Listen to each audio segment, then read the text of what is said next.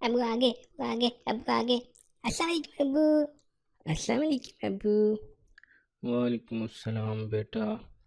ابو آج آپ بہت اداس لگ رہے ہیں، آج آپ اسکول سے پڑھا کر بھی لیٹ آئے ہیں، کیا بات ہے؟ ہاں بیٹا، آج بس جب میں پڑھا رہا تھا تو کچھ ایسی بات ہوئی کہ جس کی وجہ سے میں اداس ہو گیا۔ ابو کیا ہوا، ہمیں بھی بتائیں۔ بیٹا، اسکول میں کلاس کے اندر کچھ بچے تھے جو کہ پڑھائی نہیں کرتے تھے۔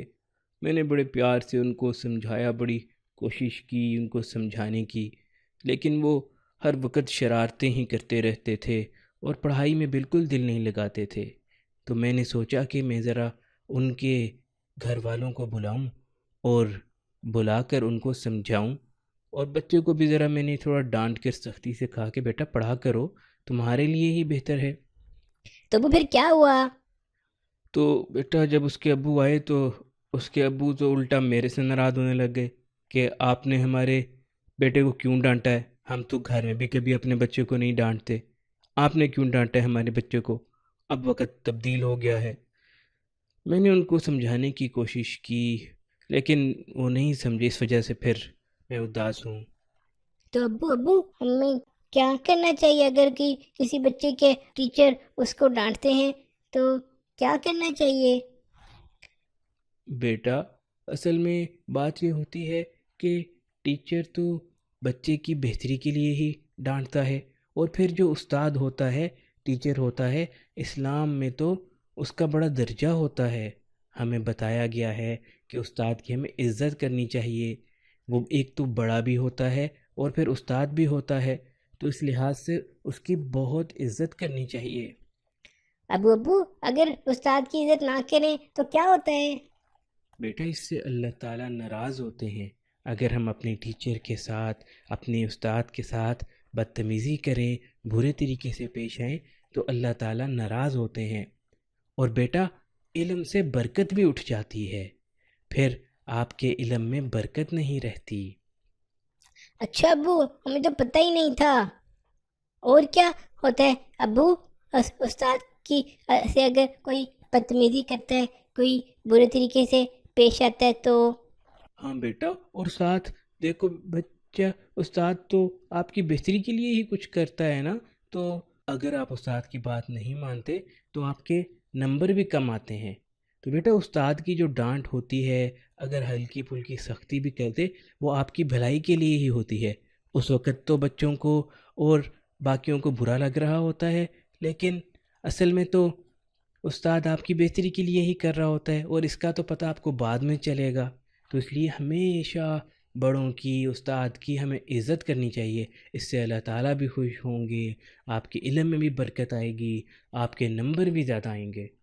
جی ابو، آپ نے تو بالکل ٹھیک کہا، آپ نے تو اتنی اچھی باتیں بتائیں گے۔ میں نے بھی ایک دفعہ اپنے ٹیچر کے ساتھ بدتمیزی کی تھی، اب میں جا کے انشاءاللہ ٹیچر کو سوری بولوں گا، اور میں اب آئندہ کبھی بدتمیزی نہیں کروں گا۔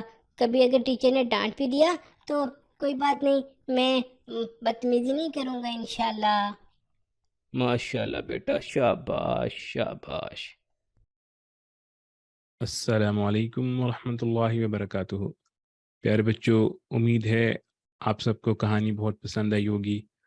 بچوں آج کی کہانی سے ہمیں یہ سبق ملتا ہے کہ ہمیں اپنے استاد، اپنے ٹیچر کی بہت رسپیکٹ کرنی چاہیے۔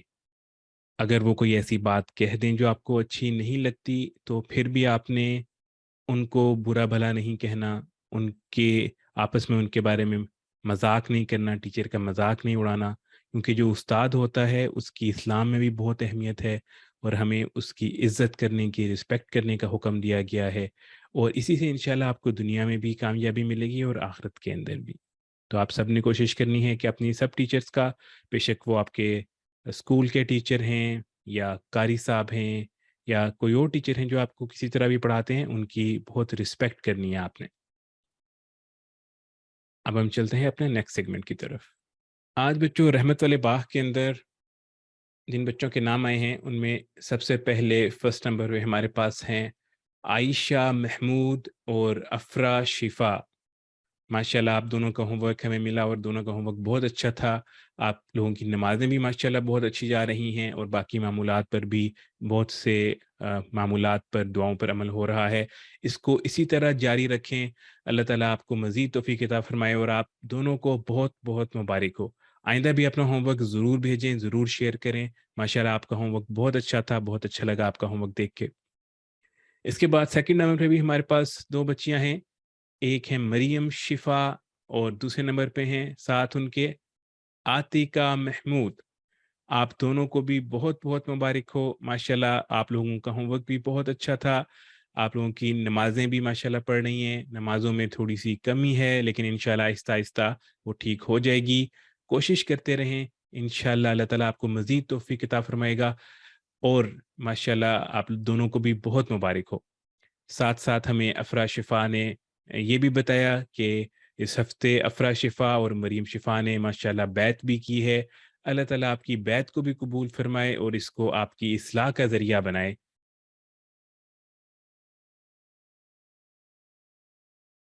इसके बाद बच्चों ज़कात से मुतल्लिक़ हम कई सेशन से आपको बता रहे हैं। आज हम जल्दी से जो कुछ सीखा है हमने और ज़कात के मुतालिक जो कुछ मसाइल हैं उनको रिवाइज़ कर लेंगे, उनकी दोहराई करेंगे। तो सबसे पहले ये कि ज़कात की मिक़दार कितनी है यानी ज़कात देनी कितनी होती है। तो ये माल का 40वां हिस्सा यानी 2.5% आपने ज़कात देनी है। यानी जिसके ऊपर ज़कात फ़र्ज़ है, जो मालदार है, वो साल पूरा होने पर 2.5% अपने टोटल माल में से उस वक़्त जितना भी उसके पास मौजूद है, उसमें से 2.5% उसका निकाल के मुस्तहिक को, गरीब लोगों को देगा। उसके बाद ज़कात किस पर फ़र्ज़ है? तो ज़कात है हर साहिब निसाब पर फ़र्ज़ है। और और ये तब फ़र्ज़ होती है जब आपके पास जो पैसे हैं, जब आप साहिब निसाब बने तो वो पैसे आपके पास पड़े हुए हैं या माल है, तो 1 साल गुज़र जाए और ये बच्चों इस्लामी साल है, इसका हिसाब रखना चाहिए कि जब 1 इस्लामी साल गुज़र जाए, तो फिर ज़कात देना फ़र्ज़ हो जाती है उस माल के ऊपर। तो अब साहिब निसाब कौन है?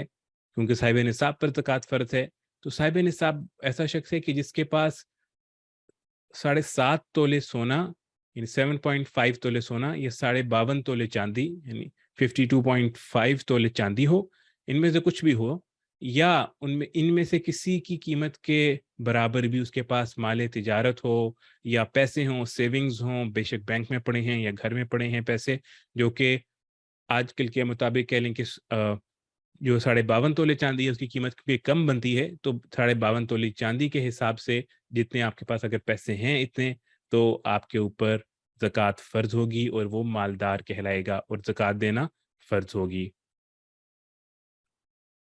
आज जब ज़कात देना फ़र्ज़ हो गई है तो किन लोगों को ज़कात देनी है? तो हमने आपको बताया था ज़कात के 7 मसारिफ़ हैं, जिसके अंदर फ़कीर है, मिस्कीन है, आमिलीन ज़कात हैं, जो ज़कात के अमले में काम करते हैं, गुलाम छुड़वाना है जो कि आजकल नहीं है, फिर कर्ज़दार हैं, फ़ी सबीलिल्लाह अल्लाह के रास्ते में, फिर मुसाफ़िर इब्न सबील। तो ये 7 मसारिफ़ हैं जिनको ज़कात दी जा सकती है। इन्हीं को ज़कात दी जा सकती है, इनके अलावा और चीज़ों को और जगहों पर ज़कात नहीं दी जा सकती। अब जिन लोगों को ज़कात देना जायज़ नहीं है, इसके अंदर पहले काफ़िर है कि जो नॉन मुस्लिम है, कोई भी उसको आप ज़कात नहीं दे सकते। फिर जो मालदार हो, जो निसाब का मालिक हो, उसको आप ज़कात नहीं दे सकते। उसके बाद अपनी असल यानी माँ-बाप, दादा-दादी, नाना-नानी वग़ैरह जो ऊपर के लोग हैं आपके रिश्ते में, उनको और जो नीचे के लोग हैं, यानी बेटा-बेटी, पोता-पोती, नवासा-नवासी, इनको भी ज़कात नहीं दी जा सकती। उसके बाद जो सैयद हैं, हाशमी हैं, अब्बासी हैं, अलवी हैं, यानी बनी हाशिम में से हैं, उनको भी ज़कात नहीं दी जा सकती। उनको चाहिए हमें चाहिए कि जो उनमें ज़रूरतमंद हैं, उनको उनकी वैसे मदद करें, उनको हदिये दें। इसके बाद 5वें नंबर पर नाबालिग बच्चा। ऐसा नाबालिग बच्चा जिसका बाप मालदार है, उसके बाप के पास पैसे हैं, साहिब निसाब है या उसको ज़कात नहीं लगती। बेशक बच्चा अब ज़ाहिर करीब नज़र आ रहा हो, नाबालिग बच्चे को ज़कात नहीं दी जा सकती। हाँ, अगर नाबालिग बच्चे का बाप गरीब है, ज़कात का मुस्तहिक है, तो तब اس کو بھی زکوٰۃ دی جا سکتی ہے۔ زکوٰۃ کے چند مسائل جو ہم نے آپ کو پہلے بھی بتائے تھے، اس کے اندر یہ ہے کہ زکوٰۃ کے پیسے جب تک آپ کسی مستحق شخص کو نہ دے دیں، اس کو مالک نہ بنا دیں، زکوٰۃ ادا نہیں ہوتی۔ اسی طرح زکوٰۃ کے پیسوں سے مسجد بنانا بھی درست نہیں ہے، مردوں کو کفن دینا درست نہیں ہے، اور جو فوت ہو چکے ہیں ان کا قرض ادا کرنا بھی زکوٰۃ کے پیسوں سے درست نہیں ہے۔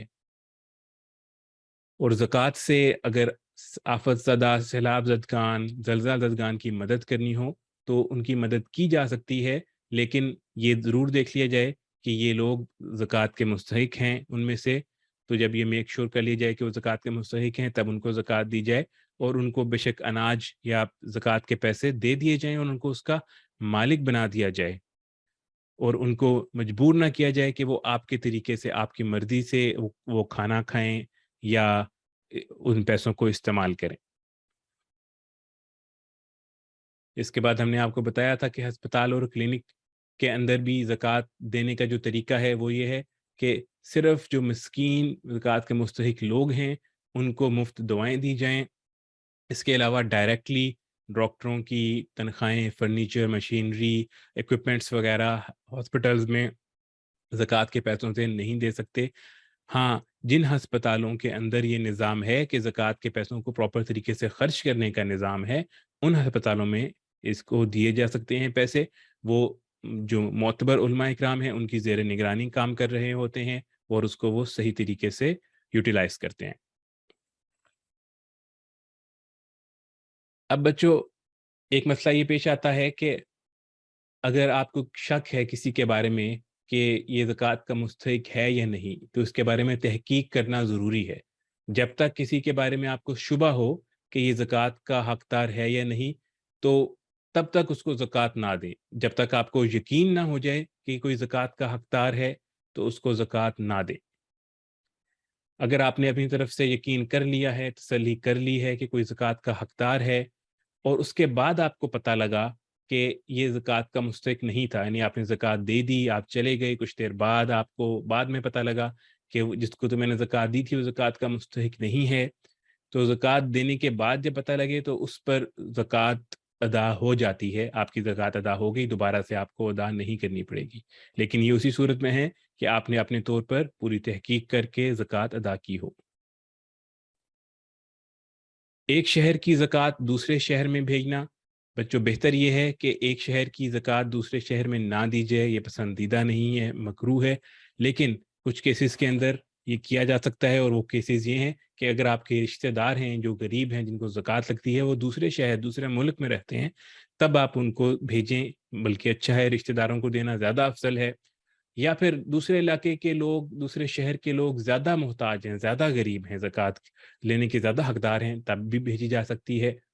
یا پھر دوسرے علاقے میں دین کا کام بہت ہو رہا ہے جہاں پر زکوٰۃ کی ضرورت ہے، تو وہاں پر بھی دی جا سکتی ہے۔ اور اسی طرح بچوں، جو مدارس ہوتے ہیں جہاں پر طلبہ مسافر ہوتے ہیں اور غریب مسکین طلبہ بھی ہوتے ہیں، ان مدارس کے اندر بھی زکوٰۃ دینا درست ہے اور بہت اچھا ہے، کیونکہ اس سے دین کو فروغ ملے گا۔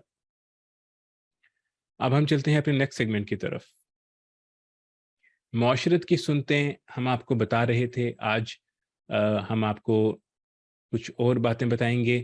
آپ صلی اللہ علیہ وسلم کی چند نصیحتیں، جن میں سے سب سے پہلی بات یہ ہے کہ کسی کو برا بھلا کہنا، برا پکارنا، کسی کے بارے میں برا سوچنا، برا خیال کرنا، اس کے بارے میں ہم آپ کو بتائیں گے۔ ہمارے پیارے نبی حضرت محمد صلی اللہ علیہ وسلم کی ایک حدیث ہے، آپ صلی اللہ علیہ وسلم نے فرمایا، کسی کو گالی نہ دینا، کسی نیکی کو حقیر اور معمولی مت سمجھنا، اگرچہ وہ اپنے بھائی کے ساتھ خندہ پیشانی کے ساتھ کلام کرنے کی صورت میں ہو۔ اپنی چادر کو پنڈلی کے نصف تک بلند رکھنا، اگر تو ایسا نہ کرے تو ٹخنوں تک رکھ لینا، ٹخنوں سے نیچے چادر اور شلوار وغیرہ لٹکانے سے بچنا، کیونکہ ایسا کرنا غرور اور تکبر ہے، اور اللہ تعالیٰ غرور کو پسند نہیں کرتا۔ اگر کوئی آدمی تیرے کسی برے فعل جسے وہ جانتا ہے کی وجہ سے تجھے آر دلائے، تو تو اسے اس کے عیب جسے تو جانتا ہے کی بنا پر تانا نہ دینا، کیونکہ اس چیز کا وبال اس پر ہوگا۔ ایک روایت میں ان الفاظ کی زیادتی بھی ہے کہ آپ صلی اللہ علیہ وآلہ وسلم نے فرمایا کہ کسی کو گالی نہ دینا. تو ابو جری نے کہا کہ میں نے اس وصیت کے بعد کسی آزاد یا غلام بلکہ اونٹ یا بکری کو بھی برا بھلا نہیں کہا. بعض جگہوں پر بعض لوگوں کو عادت ہوتی ہے، ان کا تکیہ کلام بن گیا ہوتا ہے گالیاں دینا، اپنی بات بات میں وہ گالی دیتے ہیں، بعض دفعہ مذاق میں گالی دیتے ہیں. تو اس سے بھی ضرور بچنا چاہیے، بے شک کوئی انسان ہو یا جانور ہو، یا آپ ویسے ہی کسی کو گالی دے رہے ہیں یا ویسے ہی گالی بول رہے ہیں، یہ تو بہت ہی بری بات ہے.